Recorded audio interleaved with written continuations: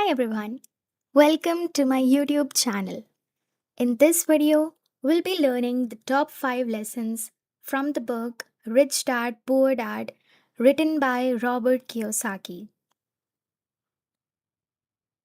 Mostly people think earning more money would solve everything, that if they just worked harder, climbed faster, made smarter choices, eventually things would feel secure.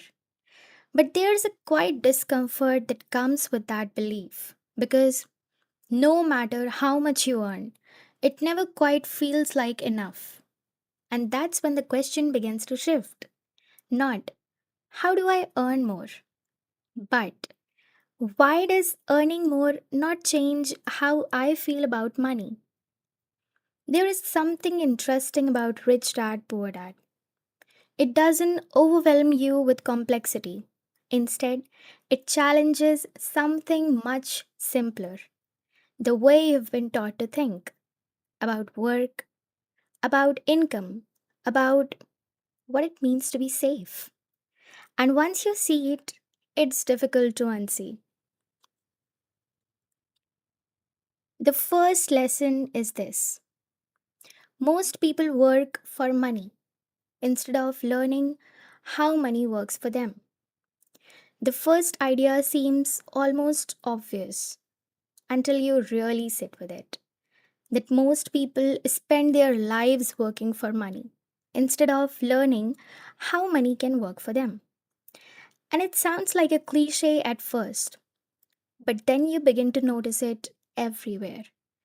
People trading time for income, hours for a salary, effort for stability. And there is nothing wrong with that until you realize it has a limit because time is limited, energy is limited, and if income depends only on your effort, so does your growth. There is a line from the book that stayed with me. The poor and the middle class work for money. The rich have money work for them. It's simple, but it changes the way you look at everything because suddenly the question is no longer how hard am I working? It becomes what is my money doing when I am not working? The second lesson is this: income alone does not create wealth, assets do, quietly, almost like a correction.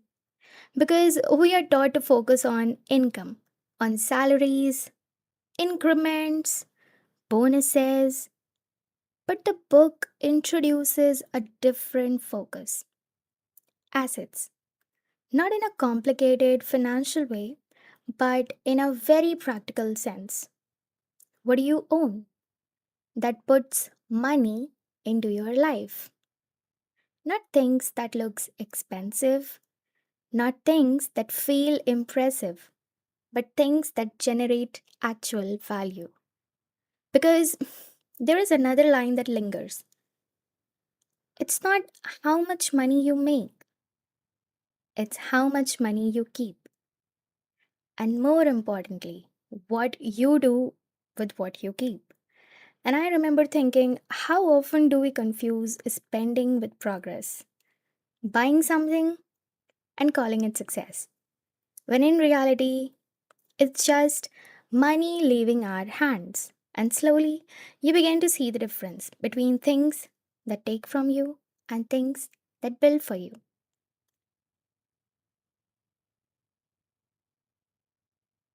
The third lesson is this: fear drives most financial decisions. It's easy to talk about money in terms of strategy, much harder to talk about it in terms of emotion. Fear, that quiet fear of losing money, of making the wrong decision, of stepping outside what feels safe, familiar. And so we stay in familiar patterns, We choose predictability over possibility, even when predictability feels limiting. There is a moment in the book where he talks about how fear and greed drive decisions. And if you think about it, it's true. We work harder because we fear not having enough. We spend more because we want to feel like we do. And in between, we rarely pause to ask, is this actually moving me forward? Or am I just reacting? And that awareness changes how you approach every decision.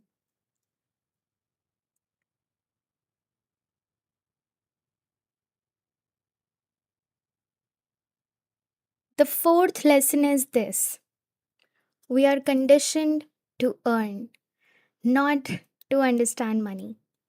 The way we have been conditioned from a very young age is this: study well, get good grades, find a stable job. It's advice that comes from care, from protection. But it's also incomplete because it prepares you to be employed, not necessarily to be financially aware. There is a line that captures this perfectly in the book. Financial struggle is often the result of people working all their lives for someone else.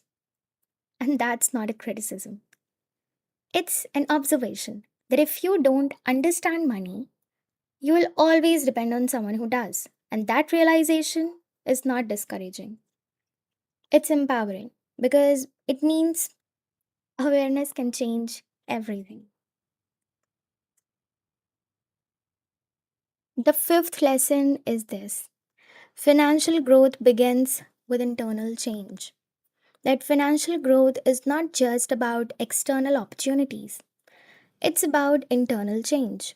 Because before your results evolve, your thinking has to.